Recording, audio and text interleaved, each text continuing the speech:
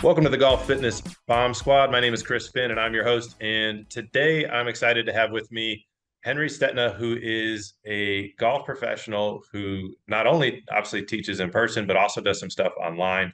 I think when we're talking about how to get better at the game of golf, I always love, obviously, as you guys have heard in other episodes, having instructors on, learning about their philosophies, how the body impacts that. And then obviously we can talk about the different ways and kind of platforms and that golfers can interact with teaching professionals to get better at the game. So, Henry, welcome to the show, man. Excited to have you on.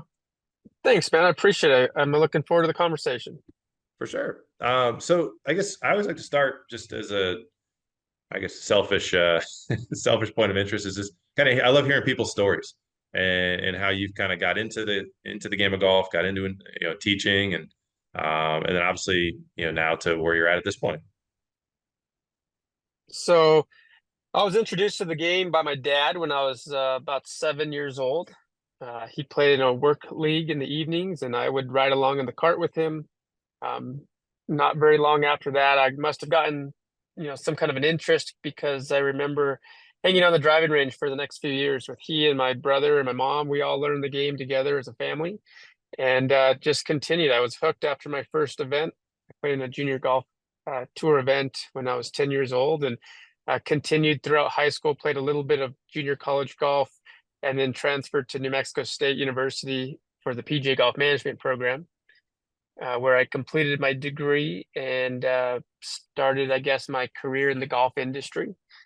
Towards the end of my time there, I attended a teaching and coaching seminar taught by Manuel De La Torre, who opened my eyes to a different approach to teaching and coaching and basically inspired me to be a golf instructor. And at about the same time, I was working for an individual by the name of Guy Wimberly, who was a PGA Hall of Fame member, and he just showed me firsthand what it meant to be a golf professional. And so I basically saw from the two of those individuals um, something that I could turn into a career. And I've been doing so ever since. And for the past 10 years, I've worked for the PGA Golf Management program at New Mexico State. I am primarily involved in teaching and coaching and player development. And then I also teach privately at a local course um, where I focus primarily on junior golfers and PGA Junior League. Very cool. That's awesome. There's like, I'm going to try to organize my thoughts because there's so many fun ways I want to go with this. I think the first one, so we do a bunch of stuff. We're obviously in the Raleigh area with Campbell University, NC State with their PGM programs, and we'll actually have a lot of those guys come up to our facility and kind of teach them about the body and what we do.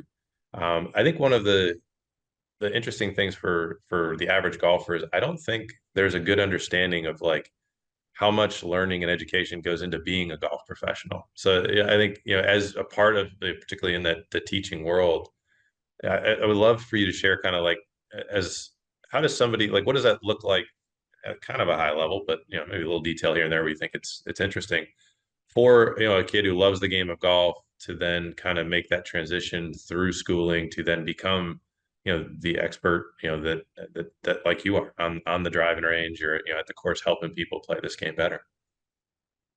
Yeah, I think that, for a person to want to get into the golf business, they obviously have to love the game. They have to have a true passion for the game.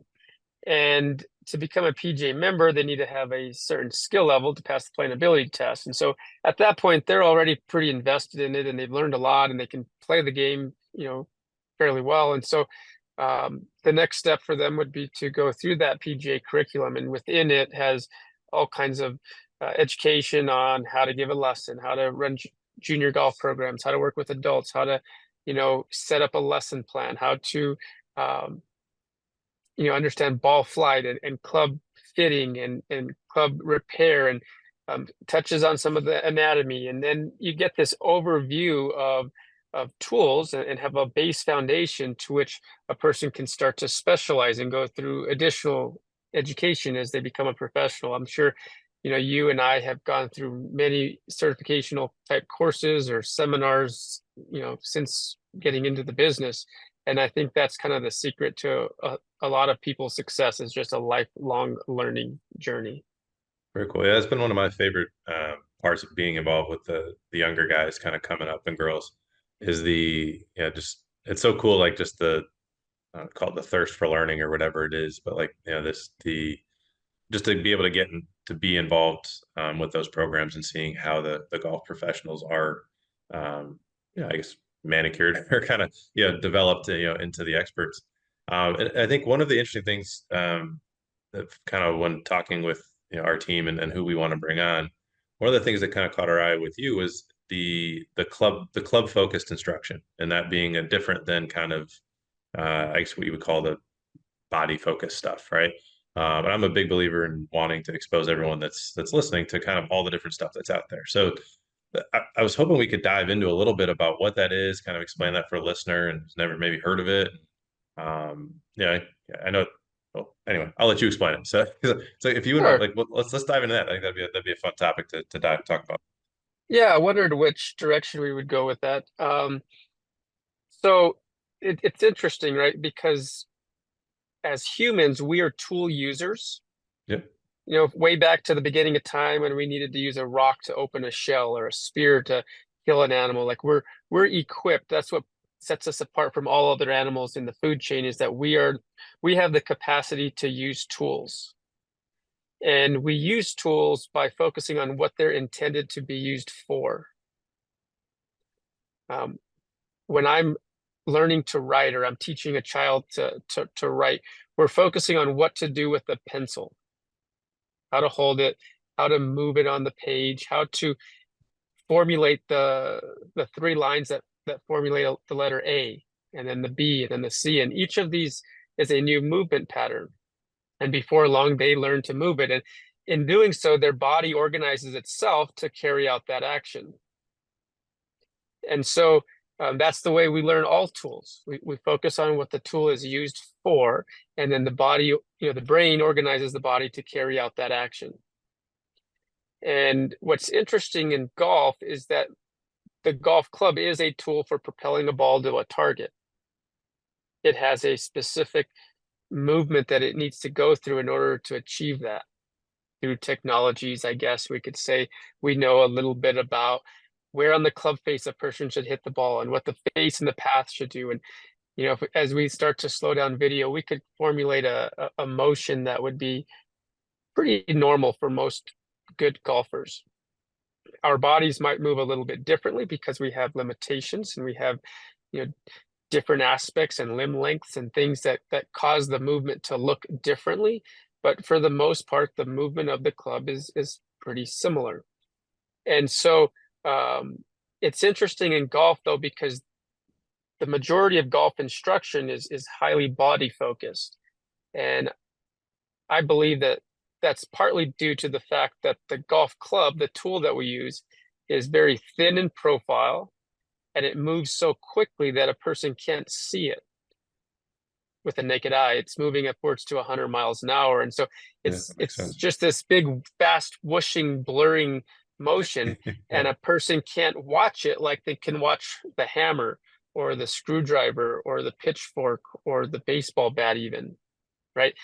We can't watch it. And so in turn, we learned, well, when that person hit the good shot, their knee did this and their shoulders did that. And so we try to imitate those movements, which um, a lot of times interferes with the actual movement itself.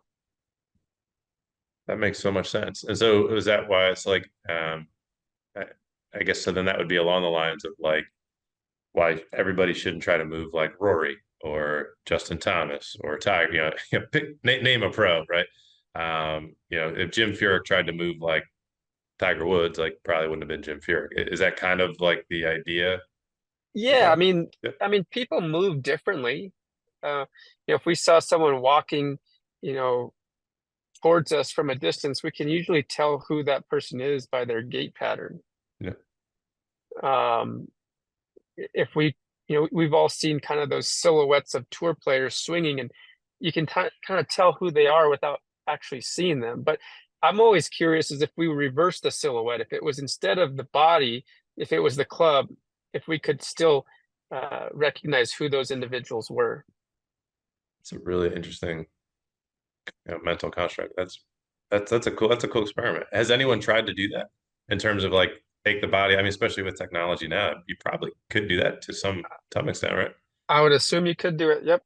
Yeah, that's pretty cool. So talk to, people listening, they're trying to get better at the game of golf. Like if they I think it sounds like most people have probably experienced if they've taken a lesson in some way, shape, or form, a body focused lesson. Like when you get somebody on the tee with this approach, like how do you, like for the first time you meet somebody, like how does what does that process look like? Like what would that experience be for a golfer listening now? Sure. So, I mean, it depends on the type of the player. If it's a new player, I'm going to be teaching them what to do, from start to finish on how to hold the club, how to sold the club, how to position themselves to be centered and balanced on the club, to how to swing it. A more existing player is usually coming for a lesson with a swing, with a ball flight related issue. They're hooking it, they're slicing it, they're hitting it too high, they're not consistent enough, they're topping it, something to do with the ball flight. And so I'm looking for the specific causes to that ball flight error and the specific solutions that are going to fix it in the simplest of fashions. And so I'll often, obviously have them play some shots. I'll do some video analysis. I'll take a look at what they're doing. And it usually stems back to some kind of a conceptual misunderstanding of what they should be doing during the golf swing. It could be a whole range of reasons or causes. Sometimes it stems from body concepts. They've been told to, I work with young college students, they're all pretty proficient, but a lot of them have very, very overactive hips and they really drag on the handle, they pull on the handle. And they've been told that for many years. It's a good thing to think about it for some players, but they've overdone it. And so sometimes, it's just a matter of unraveling or clarifying some of their conceptual misunderstandings. And then it really alleviates them from it and allows them to play better golf. But for the most part, to answer your question, I think more clearly, a lot of the times I'm trying to do my best to identify something within the club as to how it should be used. We know that the club face is highly responsible for the direction and curvature of the golf ball. And so many people aren't focusing on what they're doing with the club face, right? They have some swing thoughts, but they're oblivious to the club face. And so if we just take our awareness towards it, think of it as a baseball bat or a paddle, a tennis racket, a racket, Hmm. something of that nature, then it completely changes their intended movement and their movement pattern itself. They're actually focusing on the tool and the task of using a golf club to send a ball to the target. It's really interesting. So like if you have somebody who's hooking the ball, I think you mentioned hooking it, and they're coming to you with that ball flight related issue, like what would be, we'll just use this as kind of a, I guess, a case study, right? like somebody's they're hooking the ball, they come to you and they're like, hooking, "Hey, Henry, I'm hooking the ball, please help." What is there are there patterns that tend to be present in those situations? Are there, just to kind of, give people an idea of like Yeah, what that looks like? yes. Yeah. So we know that a person who hooks the ball has a closed club face. Yeah. We have to, assuming they're hitting it relatively centered, they could be hitting it off the toe and hooking it as well. So let's say they have a closed club face. We have to look and confirm and say, why is this club face closed? Is it a setup issue or is it a swing issue? If it's a setup issue, maybe the club face is closed. It's interesting because a lot of times I'll have a player raise the club from the ground to waist high, straight out in front of them, and their grooves are 10 to 30 degrees closed. Oh, really?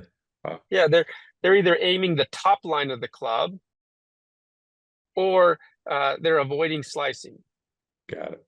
And That so makes we sense. might we might say, hey, look, did you realize that this club face is responsible for the direction and you're setting it up closed already?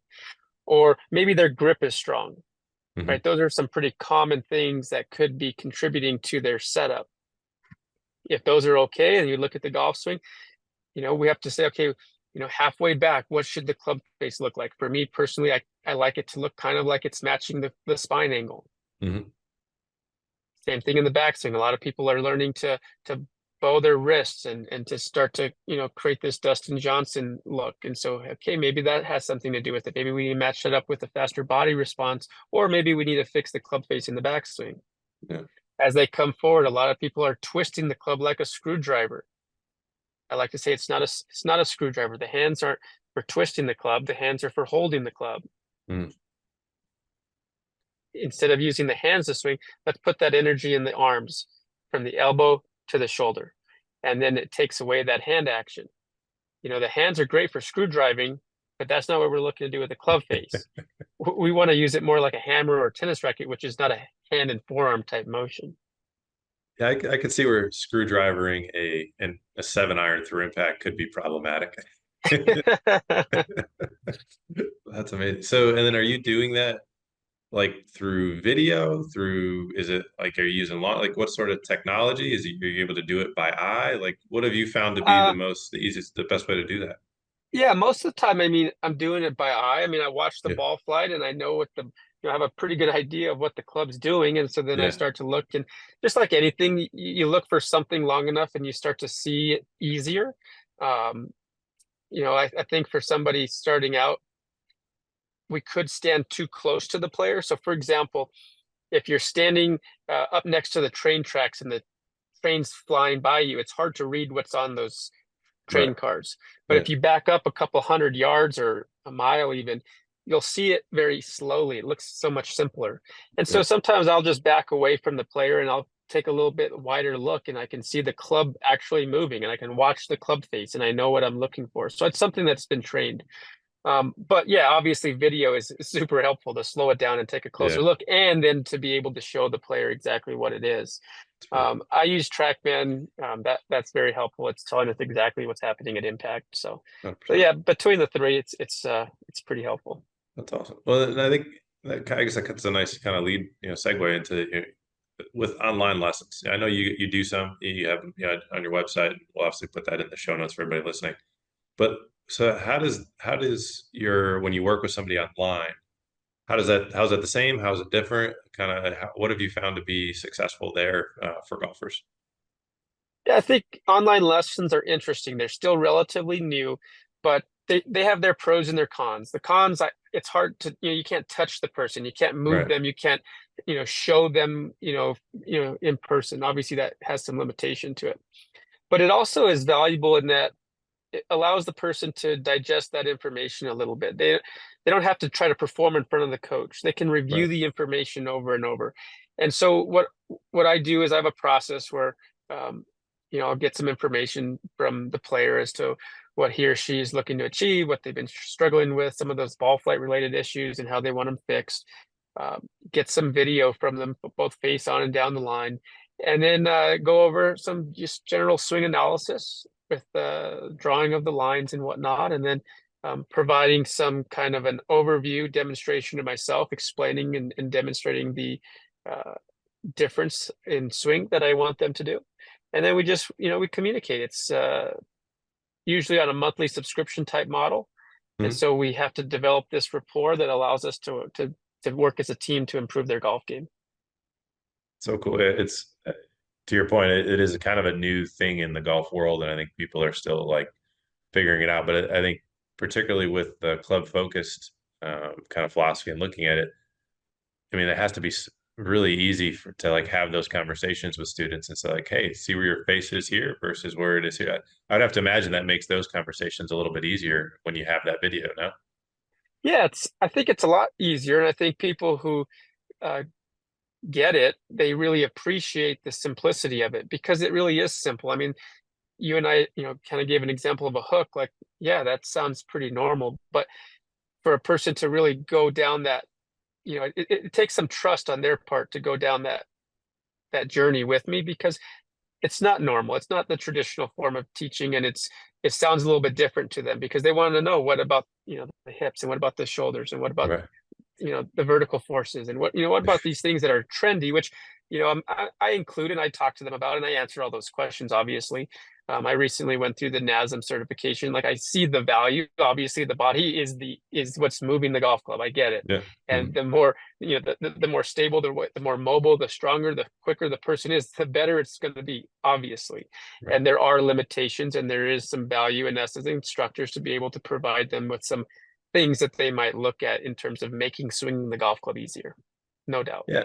Yeah, for sure. And I think that's where, we talk with people about the physical side. It's like, for us, it's like, hey, if you can rotate in the four rotary centers, you have the ability to get from point A to point B. You're strong enough to support how fast you're swinging it. You know, like then the rest to me is like, all right, now let's just keep that healthy, and then let's now you got to work with the golf professional and figure it out. And I think the what you're talking about in terms of the tools and like, I'm just thinking like playing ping pong.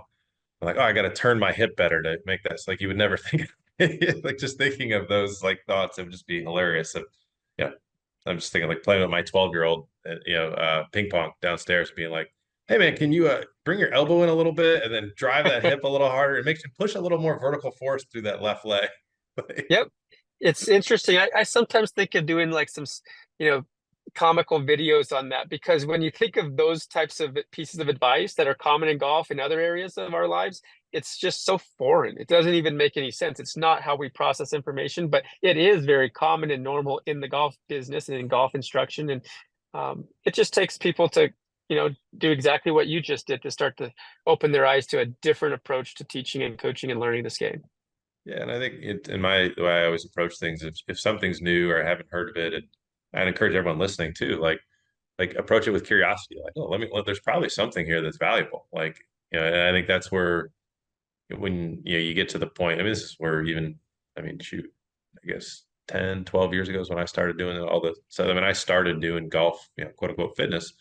Yeah, the reason I started is like I think it's a crock. I don't think anything's going to work, right? And it's like, well, I'm going to study it all. And we'll see what happens, what causes what, and and to this day, all the data, we've got a database of over 15,000 golfers with change data and everything. Like, I still kind of chuckle when I'll hear somebody in the fitness space say like, oh, this, particularly some that work with the pros, somebody wins a major. They're like, oh yeah, I helped him win the major. Like, nah, you didn't actually. Like literally, there's the only thing that has a direct connection from what we do physically is how fast the club can move, like how big the engine is. That's literally all we can do, right? And then we can try to minimize the risk of injury in terms of overuse and building resilience.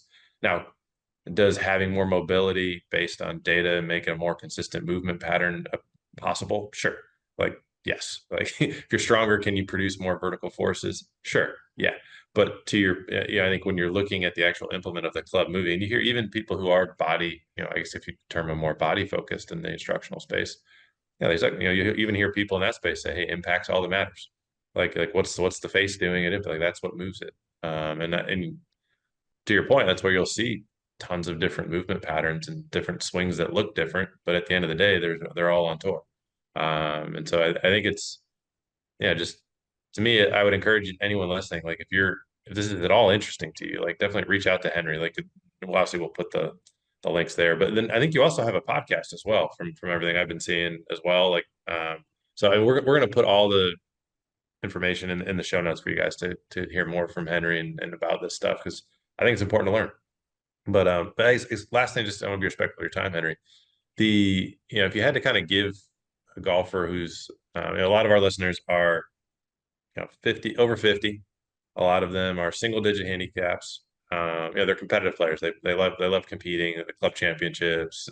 Maybe not at the state. There's some that are in this, state and USGA levels, but at the end of the day, they don't like losing money to their buddies, and they're playing regularly, and they're single digit players. If you had to kind of like give them kind of, a piece of insight that you felt is missed in the, like, if you want to call it quote unquote mainstream instructional side of things, that you feel like, focusing on the implement and the club focused training and or teaching, like what would be one thing you would kind of give them to think about that may help most of them?